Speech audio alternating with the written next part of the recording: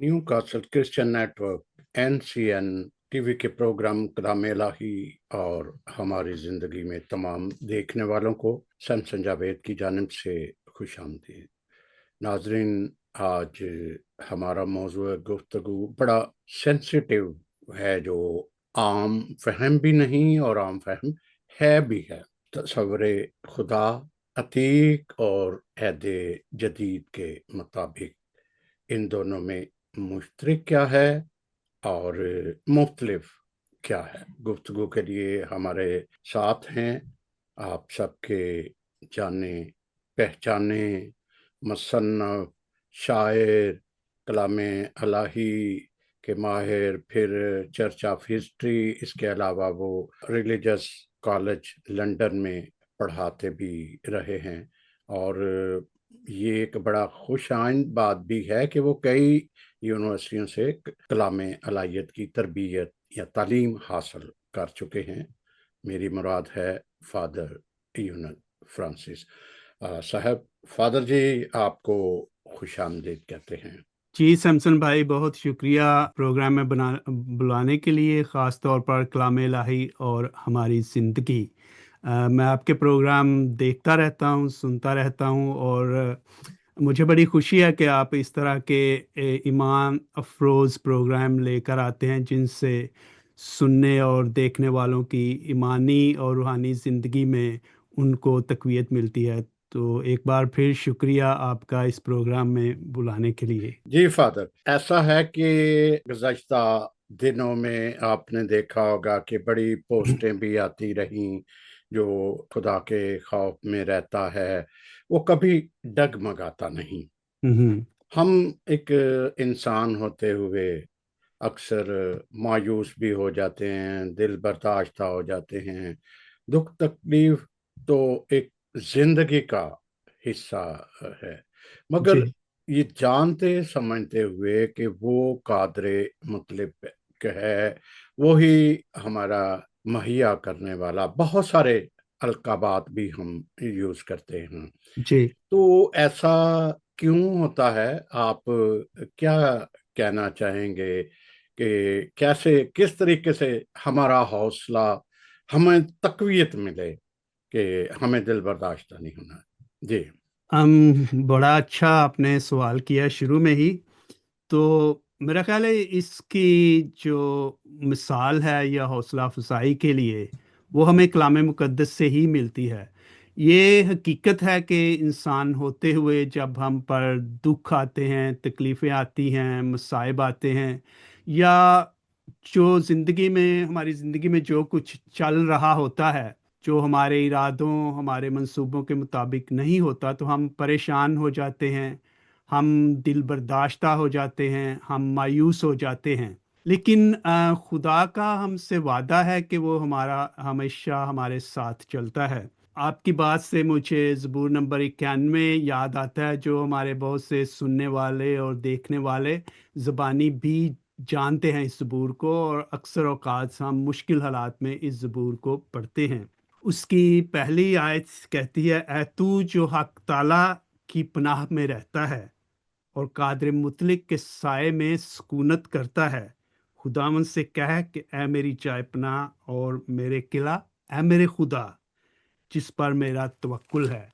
तो जब हम खुदावंद पर भरोसा करते हैं, तवक्कुल करते हैं, और उसी पर अपनी उम्मीदें कायम रखते हैं, तो हालात चाहे कुछ भी हों, कितने भी दुख आएँ, तकलीफ़ें आएँ, मुसीबतें आएँ, तो खुदा हमारे साथ रहता है, चलता है और हमारी मदद करता है। मुझे एक बात याद आ रही है, अभी फेसबुक पे भी थी कुछ दिनों पहले, के जिसमें कहते हैं कि खुदा से ये मत कहो कि मेरी मुश्किलें बहुत बड़ी हैं, बल्कि मुश्किलों से कहो कि मेरा खुदा बहुत बड़ा है। तो ये एक हकीकत है, जब हम ईमान रखते हैं और ये यकीन रखते हैं कि हमारा खुदा हर एक मुश्किल से बड़ा है और उस पर फातेह है, तो फिर हालात चाहे कुछ भी हों, हम आगे बढ़ते रहते हैं। इसी बात से मुझे एक और बात मुकद्दस अगस्टिन की याद आती है, जब वो अपनी ज़िंदगी में सुकून की तलाश में था, ज़िंदगी में कुछ माने ढूंढ रहा था, मकसद ढूंढ रहा था इब्तदाई ज़िंदगी में। تو وہ کہتا ہے کہ میں نے بہت سے لوگوں کو پڑھا، دانشوروں کو پڑھا، فلاسفرز کو پڑھا، تو کہیں نہ کہیں سے مجھے کوئی روشنی نظر آئے، روشنی کی کرن نظر آئے۔ تو وہ کہتا ہے کہ ایک دن میں نے خواب میں دیکھا کہ مجھے ایک بچہ کہہ رہا ہے کہ اٹھ اور پڑھ۔ تو میں نے کلام مقدس میں سے پڑھا، مقدس پلوس رسول کا خط رومیوں کے نام میں سے، کہ رات گزر چکی اب صبح ہونے والی ہے، اور یہ والا حوالہ۔ تو وہ کہتا ہے میری آنکھیں کھل گئیں اسی وقت۔ پھر وہ کہتا ہے کہ میں نے بہت سے فلاسفرز کو پڑھا، دانشوروں کو پڑھا، جن میں سقراط، افلاطون، ارسطو اور بہت سے بڑے بڑے فلاسفر۔ تو وہ کہتا ہے کہ گو کہ انہوں نے بہت اچھی اچھی باتیں کی، بہت اچھی تعلیم دی، اور دنیا آج بھی انہوں نے جو کہا اور جو لکھا ان کو مانتی ہے، لیکن میں نے آج تک کسی شخص کو یہ کہتے نہیں سنا کہ اے سب تھکے ماندو اور بوجھ سے دبے ہوئے، میرے پاس آؤ، میں تمہیں آرام دوں گا، میرا جوا اٹھا لو اور مجھ سے سیکھو، کیونکہ میں حلیم اور دل کا فروتن ہوں، تو تم اپنی جانوں کے لیے آرام پاؤ گے، کیونکہ میرا جوا نرم اور میرا بوجھ ہلکا ہے۔ تو جب ہم اس کی طرف جاتے ہیں تو دنیا کی کوئی مشکل جو ہے وہ بھی آسان ہو جاتی ہے۔ شرط بھی تو یہ ہے نا کہ بھروسہ، ایمان، توکل اور اعمال آپ کے بہتر ہونے چاہیے، تو پھر کوئی بھی وہ ایسی مشکل نہیں ڈالتا کہ جو آپ کے جو ہے وہ ڈگمگائیں۔ جیسے پترس بھی جیسے وہ پانی پہ چل کے آیا، انہوں نے کہا نا کہ تو آ، جیسے جیسس کرائسٹ چل کے آئے پانی پہ، تو وہ ڈوبنے لگا، تو اس نے کہا کہ تیرا ایمان نے تجھے جو ہے نا پورا یقین نہیں تھا، اس لیے تو ڈگمگایا۔ اچھا فادر، مختلف جو فلاسفر ہیں، بہت سارے اس کو جو خدا کا تصور ہے جی وہ بیان کرتے ہیں، جیسے سائنس ہو گیا، پھر جیسے الجبرا کے کہہ لو، فزکس کہہ لو، کہ یہ مختلف تصور جو ہے جی وہ دیتے ہیں، لیکن چونکہ ہمارا ایمان ہمارے پاس، ہم اہل کتاب ہوتے ہوئے ہمیں کہ وہ روح پانیوں پہ جنبش کرتی تھی، اور روح نے سارا کچھ خدا نے اس طرح لیا، تو ہم کیسے اس کو دیکھ سکتے ہیں؟ کیا پہلے یہی لیتے ہیں کہ جو حوالہ جات استعمال کرتے رہے پچھلے دنوں میں، کافی مشکلات میں پاکستان میں مسیح رہے، کہ جو خدا کے خوف میں رہتا ہے وہ کبھی مشکل میں نہیں پڑتا، تو کیا آپ اس کو کیسے ڈیفائن کریں گے کہ خدا کا خوف اور خدا کی محبت جو ہے وہ پرانے اور نئے عہد میں کس طرح سے آپ اس کو دیکھیں گے؟ جی شکریہ سمسن بھائی، یہ سوال بہت اچھا ہے کہ خدا کے خوف میں رہنا، اور جو آیت جو ہے ہم اکثر استعمال کرتے ہیں، تو میری نظر میں سے 3 ایسی کلام مقدس میں سے آیات گزری ہیں، ہو سکتا ہے اور بھی ہوں اور ضرور ہوں گی، لیکن 3 آیات کا جو پہلا حصہ ہے وہ بالکل ایک ہی ہے، لیکن دوسرا حصہ جو ہے وہ فرق ہے۔ آپ نے جس آیت کا ذکر کیا وہ امثال کی کتاب، اس کا 9واں باب اور اس کی 10ویں آیت ہے، جس میں لکھا ہے خداوند کا خوف حکمت کا آغاز ہے۔ یہ پہلا حصہ ہے اس کا، لیکن اس آیت کا دوسرا حصہ بھی ہے جو بہت اہم ہے، اور وہ ہے اور قدوس کی پہچان فہم ہے۔ قدوس کا مطلب یہاں سے ظاہر ہے خداوند کی ذات ہے، پاک ہے، اس کی صفات ہیں، اور اس کی ذات کو جاننا اور اس کی پہچان جو ہے وہ عقل مندی عطا کرتی ہے۔ خدا کی قربت ہمارے ذہن کو، ہمارے دل کو، ہماری روح کو روشن کرتی ہے۔ تو ایک تو پہلا حوالہ یہ ہے مثال کی کتاب، اس کا 9واں باب، اس کی 10ویں آیت، خداوند کا خوف حکمت کا آغاز ہے اور قدوس کی پہچان فہم ہے۔ اسی طرح کی ایک اور آیت ہمیں امثال کی کتاب میں ہی ملتی ہے، اس کا پہلا باب، اس کی 7ویں آیت، اس کا بھی پہلا حصہ یہی ہے، لیکن دوسرا حصہ کچھ فرق ہے۔ وہ پہلا حصہ ہے خداوند کا خوف دانش کا آغاز ہے، یعنی کہ وہی بات حکمت کا آغاز ہے، لیکن دوسرا حصہ ہے لیکن احمق حکمت اور تادیب کی حقارت کرتے ہیں۔ تو اس میں 2 جو لوگوں کی کیٹیگری ہے اس کو، یعنی کہ ڈیوائیڈ کیا گیا ہے، تقسیم کیا گیا کہ دو طرح کے لوگ ہیں۔ ایک تو جو خداوند کا خوف اپنے دل میں رکھتے ہیں، وہ دانش مند ہیں، وہ خدا کو پہچان لیتے ہیں، ان کا دل اور ان کی روح روشن ہو جاتی ہے۔ لیکن جو احمق ہیں، ان کے نزدیک جو ہے وہ خدا کی روشنی نہیں پہنچتی، اور نہ ہی وہ خدا کی تادیب کو مانتے ہیں بلکہ اس کی حقارت کرتے ہیں۔ تو جب ہم روزمرہ زندگی میں بھی دیکھتے ہیں کہ جو احمق ہیں، جو خدا کے نزدیک نہیں، جو خدا سے دور رہتے ہیں یا خدا کو نہیں مانتے، وہ پھر خدا کی کہی ہوئی کسی بات کو بھی نہیں مانتے، بلکہ ان کو اگر کوئی اچھائی کی تعلیم بھی دی جائے تو وہ اس سے بھی انکاری ہوتے ہیں، وہ چاہے مسیحی ہیں یا چاہے غیر مسیحی ہیں۔ اگر آپ خدا سے دور ہیں تو آپ کو خدا کی باتیں بھی اتنی اچھی نہیں لگتی، کیونکہ وہ آپ کو سیدھی راہ کی طرف لے کر آتی ہیں، تو آپ اس راہ پہ چلنا نہیں چاہتے۔ اور تیسری آیت جس کا پہلا حصہ بھی یہی ہے، وہ ہے زبور نمبر 111، اس کی 10ویں آیت۔ خداوند کا خوف حکمت کا آغاز ہے۔ وہی آیت جو پہلے ہم نے امثال 9:10 میں دیکھی، امثال 1:7 میں دیکھی، اب زبور 111:10 میں۔ خداوند کا خوف حکمت کا آغاز ہے، جو اس پر عمل کرتے ہیں وہ سب صاحب امتیاز ہیں۔ جو اس پر عمل کرتے ہیں وہ صاحب امتیاز ہیں، یعنی ان کا ایک مقام ہے، ان کی زندگی جو ہے قابل عمل ہے، قابل تلقین ہے، قابل تقلید ہے۔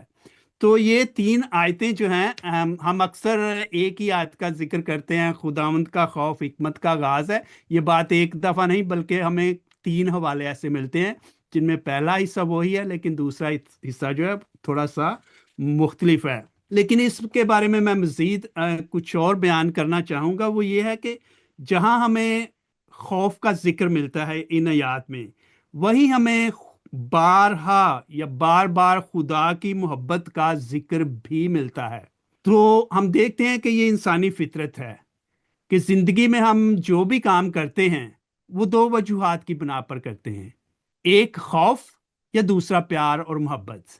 اگر ہم اپنے گھروں میں دیکھ لیں، خاص طور پر جب ہم بچوں کی پرورش کرتے ہیں تو اس پرورش میں ہم دونوں طریقے استعمال کرتے ہیں۔ ان کے دل میں ایک طرح کا ڈر اور خوف بھی پیدا کرتے ہیں کہ کچھ بچے جو ہیں وہ ڈر کی وجہ، آپ کا باپ آئے گا، میں آپ کو اس کو بتاؤں گا، وہ یہ کرے گا، اگر نہیں کیا تو باپ تجھے یہ سزا دے گا۔ تو بچہ کچھ ڈر اور خوف کی وجہ، اسکولوں میں آپ دیکھ لیں، تعلیم جب اسکول میں ہوتے ہیں کچھ بچے جو ہیں وہ ڈر کی وجہ سے، ہاں جی میں نے یہ کام نہیں کیا تو مجھے اس کی یہ سزا ملے گی۔ اور کچھ کام جو ہے ہم پیار اور محبت سے کرتے ہیں، چاہت سے کرتے ہیں، کیونکہ ہمیں لگن ہے اس کام سے، کیونکہ وہ کام ہمیں پسند ہے، اس کے لیے ہمیں ڈر اور خوف کی ضرورت نہیں ہے۔ تو زندگی میں یہ دونوں کام ساتھ ساتھ چلتے ہیں، اور اسی طرح دونوں باتیں جو ہمیں کلام مقدس میں بھی ملتی ہیں۔ کئی جگہ پر لوگوں کو بتایا گیا ہے کہ تمہارے سامنے، جیسے تثنیہ شرح کی کتاب میں ہم پڑھتے ہیں کہ خدا اپنے لوگوں کے سامنے زندگی اور موت، نیکی اور برائی رکھتا ہے، اور خدا کہتا ہے کہ اگر تم نیکی کو چنو گے تو تمہارے ساتھ یہ ہوگا، اگر برائی کو چنو گے تو تمہارے ساتھ یہ ہوگا۔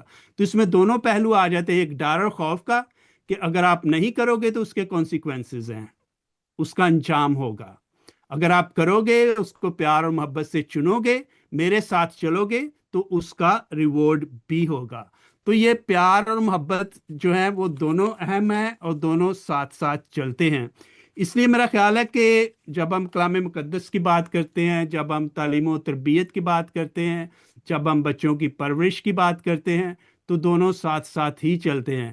خوف اور ڈر بھی ضروری ہے کہ خدا سے ڈرنا چاہیے، اور بہت سے لوگ جو ہیں وہ صرف خدا سے ڈر اور خوف کی وجہ سے ہی کچھ کام کرتے ہیں۔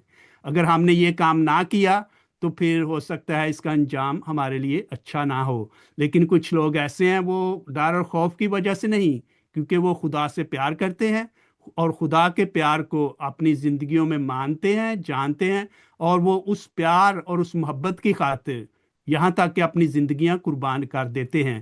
اور ہمیں پوری جو مسیحی تاریخ ہے اس کی مثالیں ہمیں ملتی ہیں کہ لوگوں نے صرف ڈر اور خوف کی وجہ سے ہی اپنی جانیں نہیں دی، بلکہ خدا سے پیار اور محبت کی وجہ سے انہوں نے شہید ہوئے خدا کی راہ میں۔ تو دونوں ضروری ہیں، دونوں ساتھ ساتھ چلتے ہیں. کہیں ڈر اور خوف کا پہلو جو ہے وہ تھوڑا زیادہ حاوی ہوتا ہے، اور کہیں پہ پیار اور محبت کا.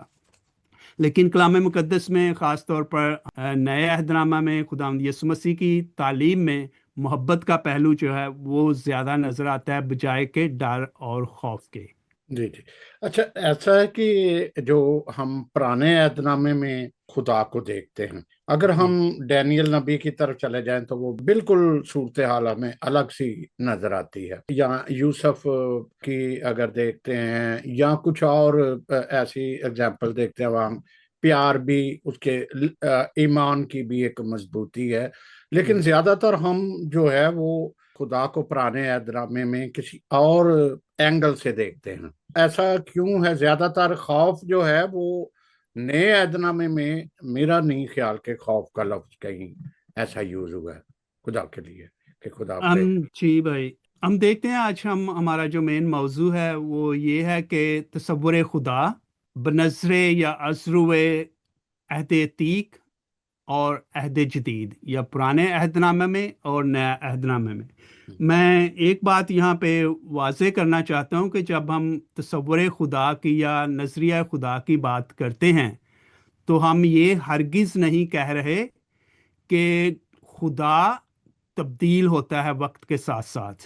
ٹھیک ہے، ہم یہ کہہ رہے ہیں کہ خدا ایک ہے، لا تبدیل ہے، وہ اپنی ذات میں یکتا ہے، وہ خالق و مالک ہے جو کبھی تبدیل نہیں ہوتا. اس کی ذات جو شروع سے تھی اس کی ذات وہی ہے.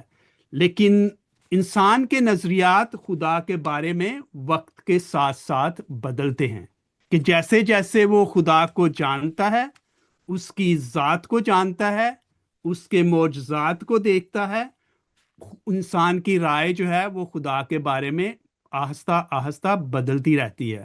اور وہ انہی صفات یا انہی واقعات کی وجہ سے یا معجزات کی وجہ سے خدا کو ایک مختلف نظریے سے دیکھنا شروع کر دیتا ہے. اس کی حقیقت ہمیں کلام مقدس میں ہی بارہا ملتی ہے، جیسے کہ آپ نے بھی ذکر کیا.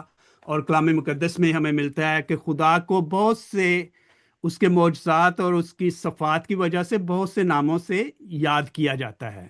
یہ نہیں کہ وقت کے ساتھ ساتھ خدا کی ذات بدلتی گئی ہے، بلکہ یہ ہے کہ وقت کے ساتھ ساتھ جیسے جیسے انسان نے خدا کو جانا، اسے پہچانا، اس کے قریب گیا، اسے ایک نیا نام دے دیا. خدا کی ذات وہی ہے، بلکہ اسے نام دے، جیسا کہ ہم دیکھتے ہیں کہ موسیٰ کے واقعہ میں جب خدا جھاڑی میں اس سے ظاہر ہوتا ہے تو وہاں پہ ہمیں ملتا ہے کہ خدا اپنا نام موسیٰ کو خود بتاتا ہے کہ میں ہوں جو ہوں، یہوہ. لیکن اس کے بعد بہت سے نام ایسے ہیں جو خدا نے خود اپنے آپ کو نہیں دیے، بلکہ بہت سے نام لوگوں نے خدا کو دیے. جیسے یہوہ شلوم ہم کہتے ہیں، خداوند سلامتی کا خدا. یہوہ صدقنو، خداوند جو ہے ہماری صداقت. رب الفاج، لشکروں کا خدا. رویا کا خدا. یہوہ رافع، صحت دینے والا خدا. غیور خدا، خداوند میری قوت ہے، خداوند میرا چوپان ہے. خدا تعالیٰ، قادر مطلق. یہ بہت سے نام جو ہیں وہ خدا کے لوگوں نے خدا جو مہیا کرتا ہے، یہوہ یری. ٹھیک ہے، تو یہ نام خدا کی ذات وہی ہے، لیکن جیسے جیسے لوگوں نے اس کا تجربہ کیا، اسے جانا، خاص وقت میں، خاص حالات میں، تو انہوں نے اس کے مطابق اس کو ایک نیا نام دے دیا. تو یہ بات ضروری ہے کہ جب ہم خدا کے نظریہ خدا کی بات کرتے ہیں تو خدا کی ذات جو ازل سے ہے وہی ہے، وہ بدلی نہیں، بلکہ انسان کا نظریہ خدا کے بارے میں وقت کے ساتھ ساتھ بدلتا رہا ہے. ٹھیک ہے، اب ہم پرانے عہد نامے میں دیکھیں. آپ نے سوال کیا کہ پرانے عہد نامے میں خدا کس طرح کا خدا ہمیں نظر آتا ہے، اور نئے عہد نامہ میں ہمیں خدا کس طرح کا نظر آتا ہے، یا نظریہ خدا انسانوں کا اس کے بارے میں کیا ہے. تو اس نظریے کو ہمیں خدا کی ذات کے ظہور کے تناظر میں دیکھنا ہوگا کہ کس طرح خدا نے اپنے آپ کو لوگوں پر ظاہر کیا.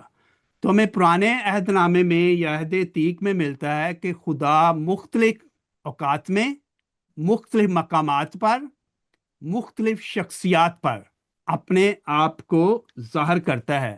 لیکن ایک بات بڑی واضح ہے جو پرانے عہد نامے میں ہے اور جو نئے عہد نامے میں فرق پایا جاتا ہے، لیکن اب میں صرف پرانے عہد نامے کی بات کروں گا۔ وہ یہ ہے کہ پرانے عہد نامے میں بہت کم خدا کو روبرو دیکھنے کی مثالیں ملتی ہیں۔ ہم دیکھتے ہیں کہ خدا لوگوں سے کلام کرتا ہے، خدا لوگوں پر ظاہر ہوتا ہے، لیکن وہ خدا کو براہ راست دیکھ نہیں سکتے۔ اب پہلی مثال ہمیں ملتی ہے تکوین کی کتاب یا پیدائش کی کتاب، اس کا 3 باب، اس کی 9 آیت اور 10 آیت میں کیا لکھا ہے؟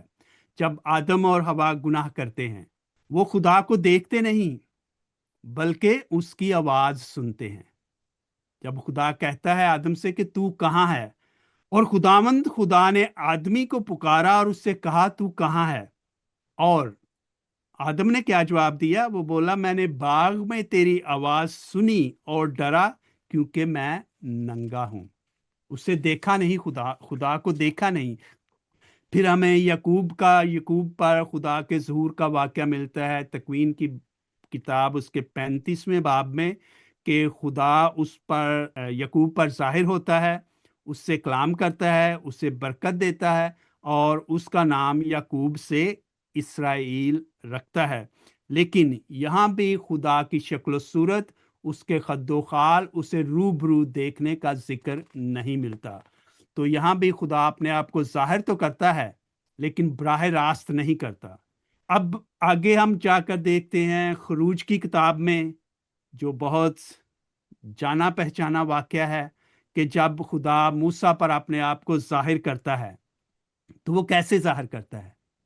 جلتی ہوئی جھاڑی کی صورت میں، اور جلتی ہوئی جھاڑی سے خدا کی آواز آتی ہے، یہاں نزدیک مت آ، اپنے پاؤں سے جوتی اتار، کیونکہ یہ جگہ جہاں تو کھڑا ہے مقدس زمین ہے۔ اور پھر ہم دیکھتے ہیں کہ موسیٰ نے اپنا منہ چھپایا کیونکہ وہ خدا پر نظر کرنے سے ڈرا۔ 2 باتیں ہیں یہاں پہ پرانے عہد نامے میں، اور یہ آپ کو بارہا ملیں گی۔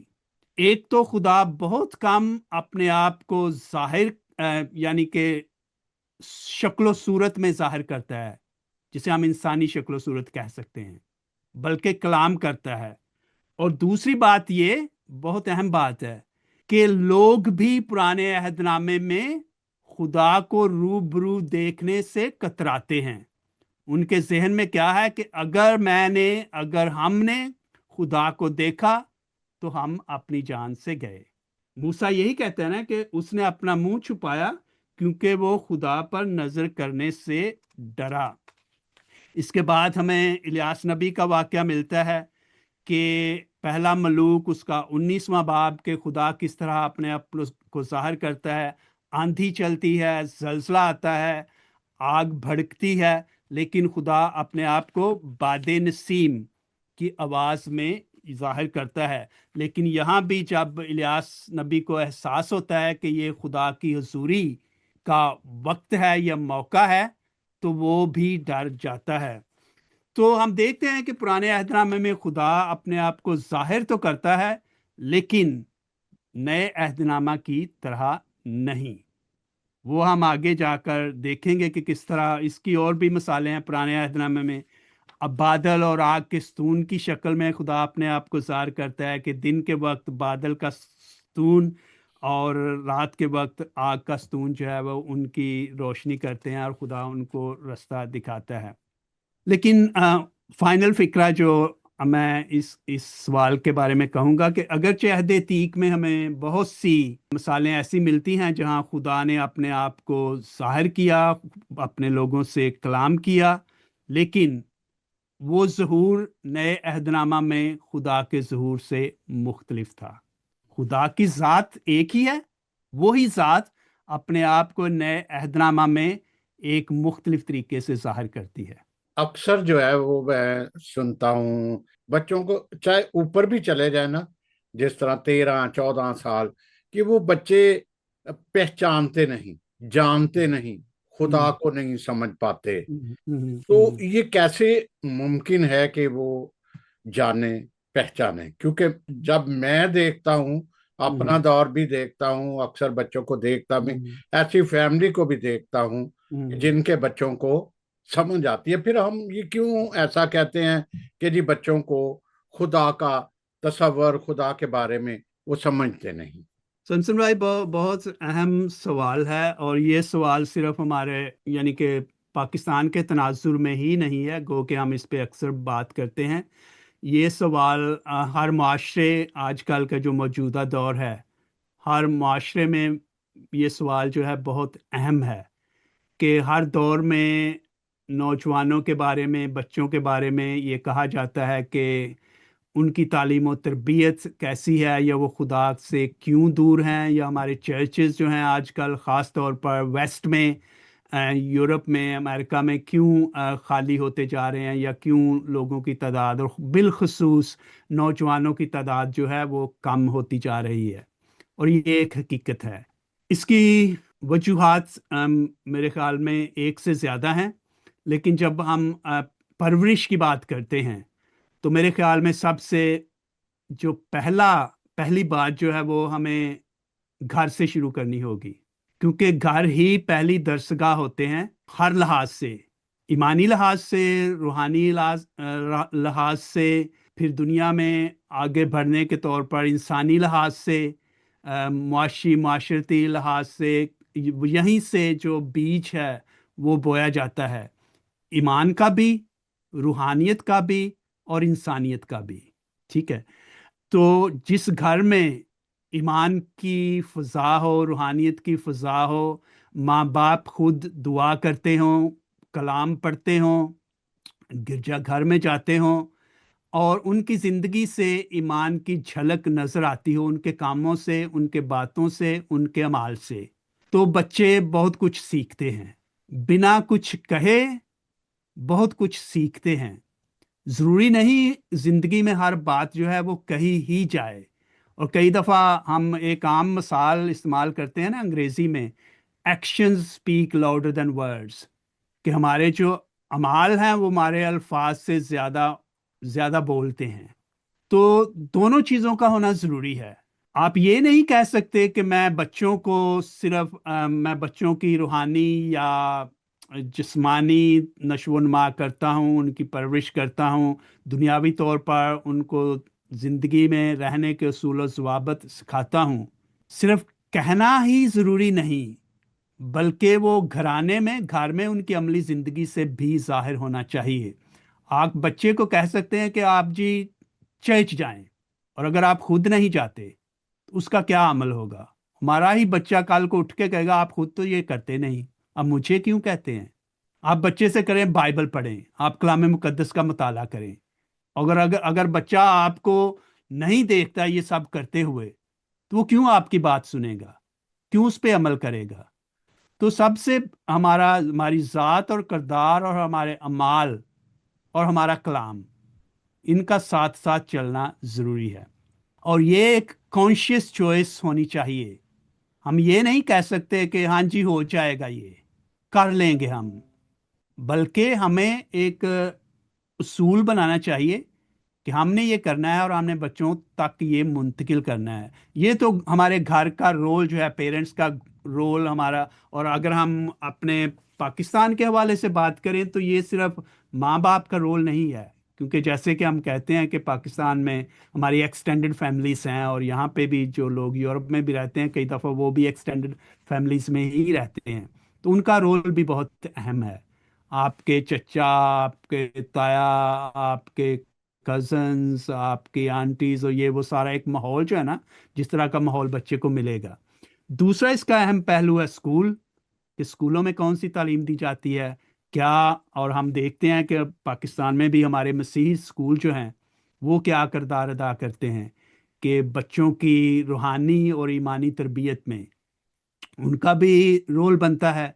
फिर हम आ जाते हैं कि कलीसिया की जानिब या चर्च की जानिब, उनका भी बहुत अहम रोल है कि जब आप चर्चेज में जाते हैं تو آپ کو کس طرح کی تعلیم دی جاتی ہے؟ کیا آپ کو بائبل پڑھنے، اسے سمجھنے، اس پر غور و خوض کرنے اور اسے اپنی زندگی میں اپنانے کی ترغیب دی جاتی ہے؟ ہم اکثر اوقات دیکھتے ہیں، اور اس میں کوئی کرٹیسزم والی بات نہیں ہے، لیکن یہ صرف ایک پہلو ہے، اور میری نظر میں بالخصوص پاکستان میں اس پہلو پر ہی زیادہ زور دیا جاتا ہے۔ جب آپ بڑی بڑی کنونشنز اینڈ کروسیڈز دیکھتے ہیں، آپ ان کو دیکھیں، آپ ان پر غور کریں، ان میں ٹھیک ہے دعائیا اور شفائیہ پہلو تو بہت اہم سمجھا جاتا ہے اور اس پر زور دیا جاتا ہے، لیکن تعلیمی لحاظ سے، الہیاتی طور پر، روحانی طور پر، ایمانی طور پر بائبل کی گہرائی، اس کے پیغام کو کتنا بیان کیا جاتا ہے اور اس پر چلنے کی کہاں تک ترغیب دی جاتی ہے۔ تو میری نظر میں یہ دونوں چیزیں ٹھیک ہے، دعائیا شفائیہ کروسیڈز کی اپنی اہمیت ہے، ان میں جو معجزات لوگ جو تجربہ کرتے ہیں روحانیت کا، وہ ان کی اپنی اہمیت ہے، لیکن اس کے ساتھ ساتھ ایمان میں آگے بڑھنے کے لیے اور ایمان میں قائم رہنے کے لیے کلام مقدس کو سمجھنا، پڑھنا اور ذاتی طور پر اس پر عمل کرنا بھی بہت ضروری ہے۔ پھر یہ ہو گیا ہمارے گھرانے کی بات، پھر اسکول ان کا رول، پھر کلیسیا کا رول، اور میری نظر میں چوتھا اہم پہلو جو ہے وہ معاشرہ، کہ معاشرہ جو ہے اس کا بھی بہت اہم رول ہوتا ہے، کہ ہمارا معاشرہ جو ہے ہمارے مائنڈ سیٹ کا تعین کرتا ہے، اور ہمارا پاکستانی مائنڈ سیٹ آپ دیکھ لیں کہ کچھ چیزوں کے بارے میں ایک مائنڈ سیٹ ہے نا، چاہے آپ کا تعلق کسی بھی کیا کہتے ہیں گروہ سے ہے، کسی بھی مذہب سے ہے، ایک طرح ایک مائنڈ سیٹ ہے کہ کچھ ہم کام کر لیں اس کی کوئی بات نہیں، ہم جو مرضی کہہ لیں، جو مرضی بول لیں، جیسے مرضی کر لیں، ہماری جان چھوٹ جائے گی۔ اب یہاں کا جو مائنڈ سیٹ ہے ڈفرینٹ، کہ آپ کسی اہم عہدے پر ہیں، کسی اہم رتبے پر ہیں، آپ جھوٹ نہیں بول سکے، آپ چھوٹی سی غلطی بھی کر لیں تو آپ کو اس عہدے سے جانا پڑے گا۔ ایک مائنڈ سیٹ کی بات ہے نا، تو معاشرہ جو ہے وہ بھی بہت اہم تعمیری جو عمل ہے یا کام ہے وہ کرتا ہے۔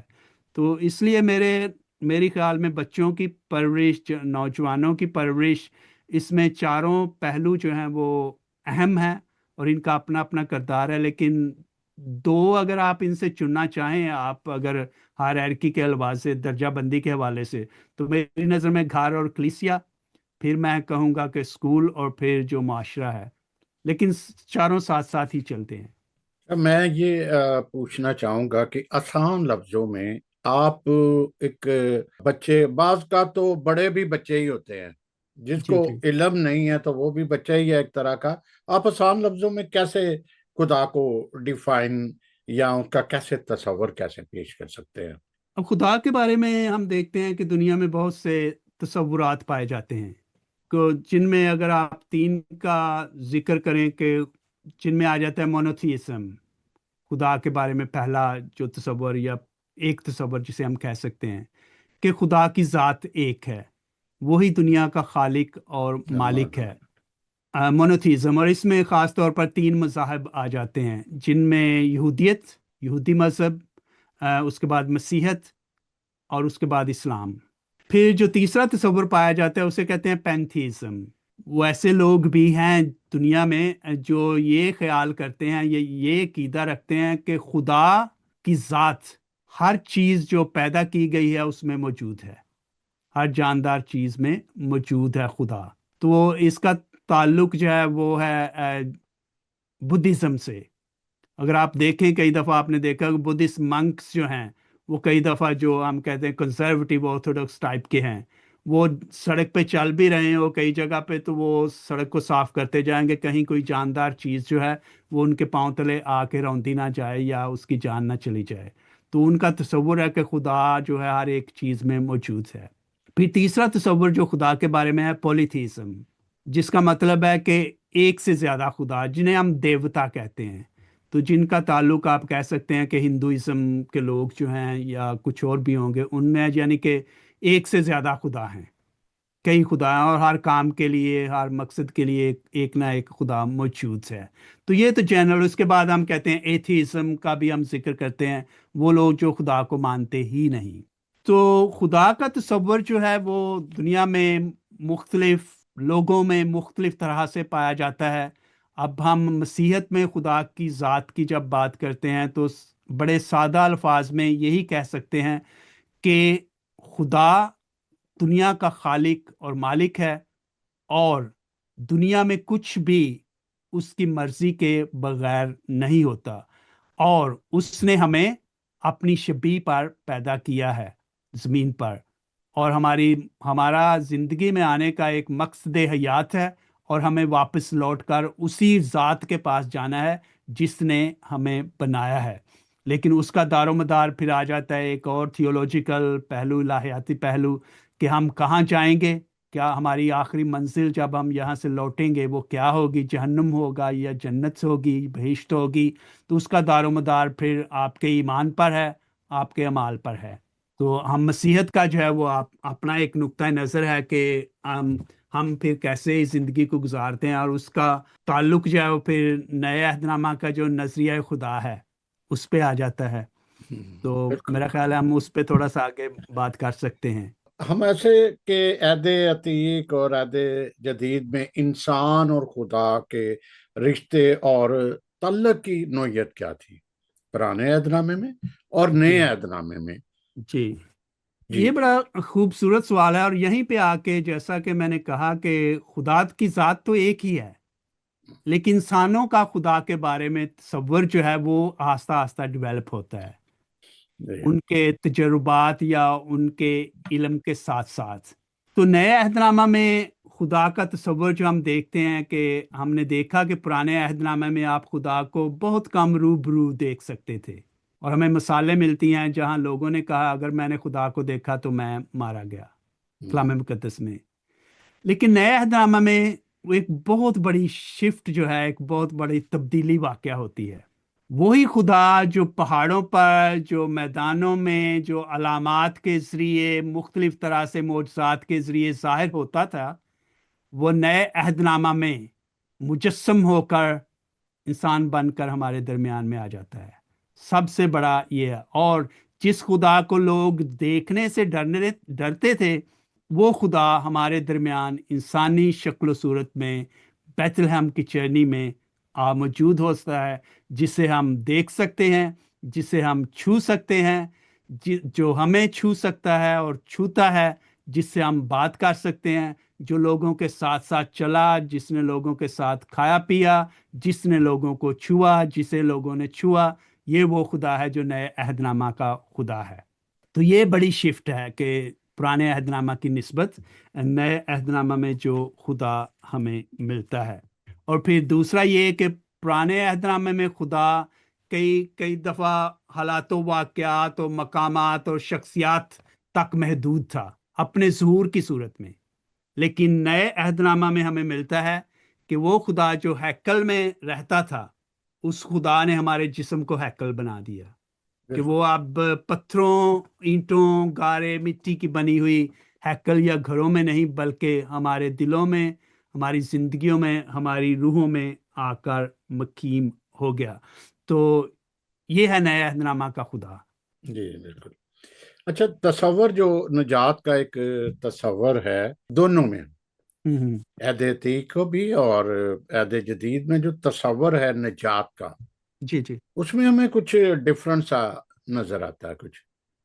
جی، ہم اگر مختصراً کرنا چاہیں تو ہم یہ کہہ سکتے ہیں کہ پرانے عہد نامے میں جہاں تک ہم نجات کی جب بات کرتے ہیں اور بنی اسرائیل کے وہ کیسے خدا کی نظر میں برگزیدہ ٹھہرتے ہیں، کیسے وہ نجات پاتے ہیں، تو اس کا تعلق بہت دفعہ ہمیں اس بات میں ملتا ہے کہ وہ کہاں تک خدا کے ساتھ جو وعدے کیے گئے تھے یا خدا نے ان کے ساتھ جو عہد باندھے تھے، وہ کہاں تک اس پر قائم رہتے ہیں، کہاں تک ان وعدوں پر وفادار رہتے ہیں۔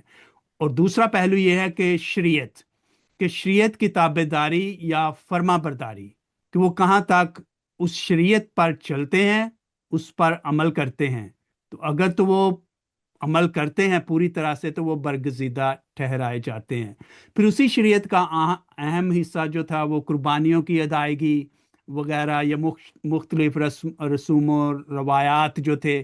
تو ظاہراً ہم کہہ سکتے ہیں کہ آپ نے ظاہری طور پر جو شریعت کے کام تھے، 10 احکام تھے، اس کے علاوہ جو دوسرے احکامات تھے، جو خدا کے عہد تھے، جو قربانیاں تھی، رسم تھی، جو پرانے عہد نامے میں ہمیں بہت خاص طور پر پہلی 5 کتابوں میں ان کا بہت تفصیل کے ساتھ ذکر ملتا ہے۔ تو جب تک کہ وہ ان پر کارآمد رہتے تھے، ان پر عمل کرتے تھے، تو وہ برگزیدہ ٹھہرتے تھے۔ یہ پرانے عہد نامے میں ہے۔ نئے عہد نامے میں نجات کی نوعیت جو ہے وہ قدرے مختلف ہے۔ وہ کیا ہے؟ سب سے اہم اور بنیادی بات خداوند یسوع مسیح کی ذات پر ایمان، اور اس ایمان کا جو اہم پہلو ہے وہ اس کی تجسیم، یعنی کہ خدا خود انسان بن کر ہمارے درمیان آ گیا۔ پھر خداوند یسوع مسیح کی تعلیمات، پھر اس کے دکھ سہنے، اس کی صلیبی موت اور اس کے جی اٹھنے پر ایمان۔ اور اس کے بعد ہم دیکھتے ہیں کہ عید پینتیکوست جو منائی جائے گی، کہ اس کے ذریعے جو ہے وہ ایک اظہار ہوتا ہے۔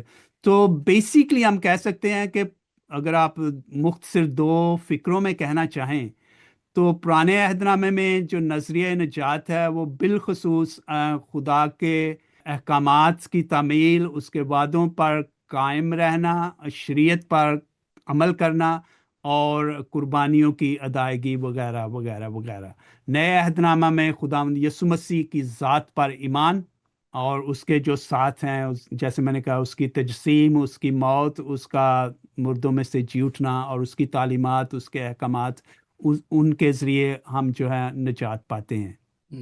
یہ وہی بات ہوگی کہ کچھ مشترک بھی چیزیں جی پائی جاتی ہیں اور کچھ ڈفرنٹ بھی پائی جاتی ہیں، کیونکہ اگر ہم ایمان کو پرانے عہد نامے میں دیکھیں تو بڑا سٹرونگ ملتا ہے۔ ایک اور بات میں آپ سے یہی کہنا چاہوں اسی بات کو بڑھاتے ہوئے، ایک اور بات کہ ہم خدا کو نئے عہد نامہ میں روبرو دیکھ سکتے ہیں خداوند یسوع مسیح کی ذات میں۔ جی وہ جو ہیکل کے پردے کے پیچھے تھا، وہ خداوند یسوع مسیح نے وہ دیواریں، وہ پردے جو ہیں وہ چاک کر دیے، وہ گرا دیے۔ اب ہم خداوند یسوع مسیح کو روبرو دیکھ سکتے ہیں، اور خداوند یسوع مسیح خود اس بات کا دعویٰ کرتے ہیں۔ پہلا باب آپ اس کو بڑے غور سے پڑھیں تو اس میں بہت کچھ ہے۔ یوحنا کی انجیل اس کا پہلا باب پورے کا پورا، لیکن اس کی 18ویں آیت میں لکھا ہے، خدا کو کسی نے نہیں دیکھا۔ یوحنا پہلا باب 18ویں، خدا کے مولود وحید جو باپ کی گود میں ہے اسی نے منکشف کیا۔ خدا کو کسی نے نہیں دیکھا، لیکن خداوند یسوع مسیح نے اس کو منکشف کیا۔ اور کیسے؟ پھر یوحنا اس کا 14واں باب اس کی 8ویں 9ویں آیت میں لکھا ہے، فیلبوس جب کہتا ہے کہ اے خداوند، یسوع سے کہتا ہے کہ باپ کو ہمیں دکھا تو ہمارے لیے کافی ہے۔ تو خداوند یسوع مسیح اس سے کیا کہتے ہیں؟ جس نے مجھے دیکھا اس نے باپ کو کو دیکھا۔ دیکھا۔ جی آگے تھوڑا سا بڑھتے ہیں، بالکل ہم اختتام میں ہی ہیں کہ کیسے دیکھیں ہمارے پاس بچے ہیں، نوجوان ہیں، بڑے ہیں، جیسے والدین ہو گیا، پھر ان کی ایک یوتھ آ گئی، پھر وہ ان سب کو جو ہے اس جو بطالت کا دور چل رہا ہے، مشکل دور چل رہا ہے، دباؤ، بڑا سخت دباؤ کر رہا ہے، تو ہم جو بڑے ہیں یا پیرنٹس ہیں، ان کی کیسی ڈیوٹی بنتی ہے؟ یا صرف پیرنٹس کیا، چرچز کی بھی کس طریقے سے یہ ہوتی ہے کہ وہ خدا کی پہچان جو ہے، تصور خدا جو ہے ان میں کریٹ کریں، ان میں ٹرانسفر کریں، یا ان کو بتائیں کہ خدا کیا چاہتا ہے، کیا مرضی ہے؟ جی ہم اس پہ پہلے بھی تھوڑا سا یعنی کہ بات کر چکے ہیں، جی جی لیکن پھر ہم یہی کہہ سکتے ہیں کہ جو خدا کے قریب آنے اور خاص طور پر ایمانی سفر کا آغاز جو ہے، جسے ہم کہتے ہیں ہمارے ایمانی اور روحانی سفر کا آغاز ہمارے گھر سے ہی ہوتا ہے۔ جن گھروں میں اچھا ماحول ہے، روحانی اور ایمانی ماحول ہے، وہاں آپ دیکھیں گے کہ بچے جو ہیں وہ بذات خود کچھ نہ کچھ سیکھتے ہیں۔ ایک تو براہ راست سیکھا جسے ہم ڈائریکٹ کہہ سکتے ہیں، اور ایک انڈائریکٹ ٹیچنگ ہے، یہ سیکھنا ہوتا ہے۔ ایک آپ کہتے ہیں کہ آپ یہ کام کرو، وہ ڈائریکٹ ٹیچنگ ہوگی نا، آپ یہ کرو، آپ خدا کا کلام پڑھو، آپ چرچ میں جاؤ، آپ اچھی باتیں کرو، آپ جھوٹ نہیں بولو، آپ دعا کرو، روزہ رکھو، اچھے کام کرو، یہ سارے جو ہے ڈائریکٹ ٹیچنگ ہے۔ انڈائریکٹ ٹیچنگ جو ہے وہ جو جس کی ذمہ داری جو ہے والدین پر عائد ہوتی ہے کہ آپ خود وہ سارا کچھ کرو، تو انڈائریکٹلی بچے سیکھیں گے، کیونکہ وہ آپ سے سیکھیں گے کہ آپ یہ سب کچھ کر رہے ہیں، تو پھر وہ آٹومیٹیکلی وہ ان کی ذات کا بھی حصہ بنے گا۔ آپ یہاں پہ بھی دیکھ لیں کہ کچھ آپ کی نظر سے ایسے لوگ گزرے ہوں گے، خاص طور پر میں یہاں کی بات کر رہا ہوں، انگلینڈ کی، کہ آپ کچھ بچوں سے ملے ہوں گے، یا گلیوں بازاروں میں آپ دیکھتے ہوں گے، بس پہ، مارکیٹ پلیس میں دیکھتے ہوں گے کہ کچھ لوگ اور بلکہ کچھ بچے ایسے ہیں جو جب بات کرتے ہیں ان کا لہجہ، ان کا انداز اور ان کی وکیبلری، جو الفاظ وہ استعمال کرتے ہیں، کہ جو ہم کہہ سکتے ہیں کہ جو کبھی کبھی قابل برداشت نہیں ہوتے، لیکن وہ ہر بات میں وہ ایسے لفظ استعمال کریں گے۔ ٹھیک ہے، وہ انہوں نے کہاں سے سیکھا ہے یہ سارا کچھ؟ ابھی اگر وہ 10 12 15 سال کے ہیں تو یقیناً ان کے گھروں میں ایسے الفاظ بولے جاتے ہیں، اس طرح کا لہجہ جو ہے استعمال کیا جاتا ہے بات چیت میں، گفتگو میں، تو وہیں سے سیکھتے ہیں۔ اور کچھ بچے آپ کو اسی ایج کے ایسے ملیں گے جو بہت ہی پولائٹ، دھیمے لہجے میں بات کریں گے، شائستگی کے ساتھ بات کریں گے، بڑے سلام اور ادب کے ساتھ بات کریں گے۔ تو یہ سارا کچھ کہاں سے شروع ہوتا ہے؟ ہم یہاں کے ماحول میں اکثر اسکولوں پہ ذمہ داری ڈال دی جاتی ہے، جی اسکول کی ذمہ داری ہے، یہ کریں وہ کریں۔ دراصل وہ جو مسائل گھروں میں پیدا ہوتے ہیں وہ اسکول کو وہ پھر ڈیل کرنا پڑتے ہیں۔ تو ہمارے گھروں میں ایسا ماحول پیدا کرنا یہ ماں باپ کی ذمہ داری ہے۔ اگر ایکسٹینڈڈ فیملیز ہیں تو جو ساتھ میں رشتہ دار رہتے ہیں ان کی ذمہ داری ہے کہ گھر میں ہی ایسا ایمانی اور روحانی ماحول پیدا کیا جائے جو ڈائریکٹلی بھی اور انڈائریکٹلی بھی قابل عمل ہو، قابل تقلید ہو، بچے سیکھیں۔ پھر جیسا میں نے کہا کہ پھر کلیسیا کا رول آ جاتا ہے کہ ہم کلیسیا میں کیا کرتے ہیں، ہمارا پیغام کیا ہے، ہمارا زور کس بات پہ ہے، کیا ان کی ذہنی، روحانی، ایمانی مضبوطی پر ہے، یا کہ صرف لوگوں کو اکٹھا کر کے اور بس کروسیڈ کر لینا اس پہ ہے؟ تو اس سے چلو آپ کی روحانی ضرورت تو شاید پوری ہو جاتی ہے، لیکن جو روحانی پختگی ہے وہ نہیں ملتی لوگوں کو، ایمانی پختگی جو ہے۔ جی جی تو ایک بات میں کہنا چاہتا تھا، جب ہم بات کرتے ہیں پرانے عہد نامہ اور نئے عہد نامہ میں خدا کے بارے میں اور لوگوں کا خدا کے بارے میں جو تصور ہے، تو ہم یہ دیکھتے ہیں کہ اس تصور کی جھلک ہمیں عبادات میں نظر آتی ہے، کہ لوگ جب پرانے عہد نامے میں جب لوگ خدا کے پاس جاتے ہیں، جب عبادت کے لیے جاتے ہیں، تو ان کے دل میں ایک تو خوف خدا کا ہم نے ذکر کیا شروع میں، ایک تو خوف خدا ہے، لیکن عزت اور تکریم کا ایسا جذبہ ہے کہ وہ خدا کی حضوری میں اپنے آپ کو بالکل عاجز سمجھتے ہیں، اپنے گنہگار ہونے کا احساس ان میں ہوتا ہے۔ اشعیا نبی کہتا ہے نا کہ میں تو گنہگار ہونٹوں والا آدمی ہوں، میں تو مارا گیا کہ میں نے خدا کے جلال کو، قدرت کو دیکھا ہے۔ مقدس پطرس کیا کہتے ہیں؟ وہ جب مچھلیوں کو پکڑنے کا معجزہ ہے، جب وہ ان کو احساس ہوتا ہے کہ یہ تو خدا میرے سامنے کھڑا ہے، تو خداوند یسوع مسیح سے کہتے ہیں کہ تو میرے پاس سے چلا جا کیونکہ میں گنہگار آدمی ہوں۔ یعنی کہ خدا کی حضوری کا اتنا احساس کہ جب آپ اس کی حضوری میں جائیں، عبادت کے لیے اس کے سامنے جائیں، تو آپ بڑی سنجیدگی کے ساتھ، بڑی عاجزی کے ساتھ، فروختنی کے ساتھ آپ اس کے قریب جاتے ہیں۔ لیکن جہاں نئے عہد نامہ کی خوبصورت بات ہمیں خداوند یسوع مسیح کی ذات میں نظر آتی ہے کہ اس نے جو دوری کے جو دیواریں تھی، جو پردے تھے، وہ گرا دیے اور ہمیں خدا کے اتنا قریب کر دیا، خدا باپ کے، کہ ہمیں خدا کو باپ کہنے کا فضل بخشا کہ ہم خدا کو باپ کہہ کر پکار سکتے ہیں کہ اے ہمارے باپ، جب ہم دعا کرتے ہیں۔ لیکن ایک افسوس کی بات ہے کہ جو دوری خداوند یسوع مسیح نے دور کی، جب ہم خداوند یسوع مسیح کے پاس یا اپنی عبادات میں جاتے ہیں، تو جو پرانے عہد نامہ کے لوگوں میں جو عزت و احترام اور شائستگی اور فروتنی تھی، وہ ہم میں کم نظر آتی ہے۔ ہم کئی دفعہ عبادت میں شامل ہوتے ہیں لیکن وہ عبادتی ماحول نہیں ہوتا، وہ عزت و تکریم نہیں ہوتی۔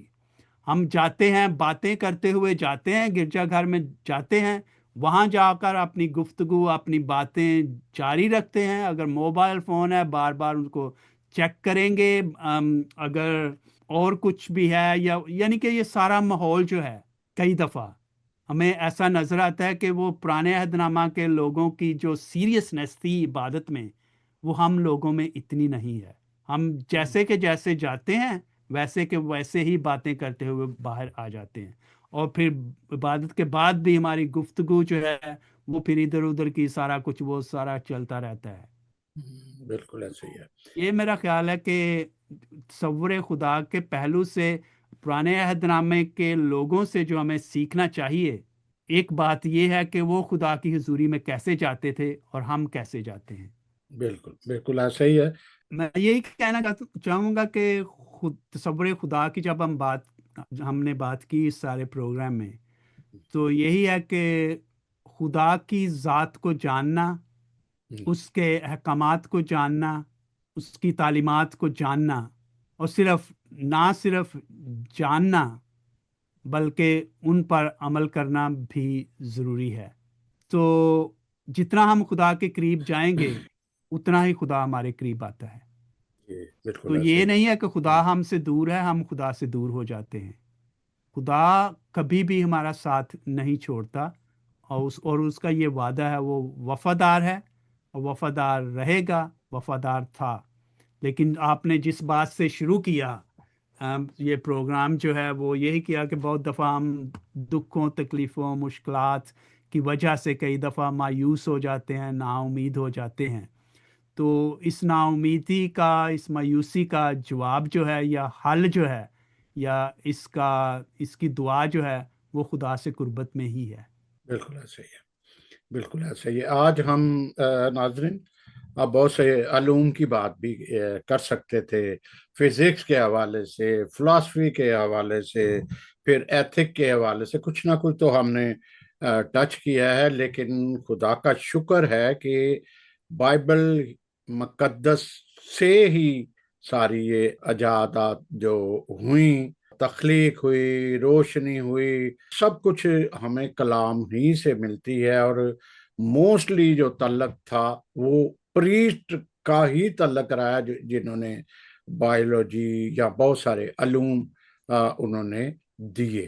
تو میں ایک بات ضرور فاضل جی کہنا چاہوں گا اس حوالے سے بھی کہ بہت سارے لوگوں کو شکوہ گلہ بھی ہے کہ جو خدا کی پہچان میں ایک اہم رول جو ہوتا تھا وہ ہمارے پریسٹ کا مومنین کے ساتھ ایک جو وزٹ ہوتا تھا، یا کیٹیکسٹ کرتے تھے، یا دوسرے پاسٹر یا ایلڈر، یا اس طرح کے جو چھوٹے مطلب کہہ لیں کہ پریسٹ کے بعد جن کو ذمہ داریاں دی جاتی ہیں، وہ رابطے ختم ہونے کی وجہ سے جو ہے خدا کا امیج جو ہے، اس کا تصور جو ہے، جو اس کی اہمیت ہے، جو تعلق ہے، جو محبت ہے، وہ آہستہ آہستہ کم ہونا شروع ہوا ہے، اور مشکلات مزید بڑھ رہی ہیں۔ اور اس وقت احساس پیدا ہو رہا ہے، جیسے ہم اگر اپنے ہی کنٹری کو،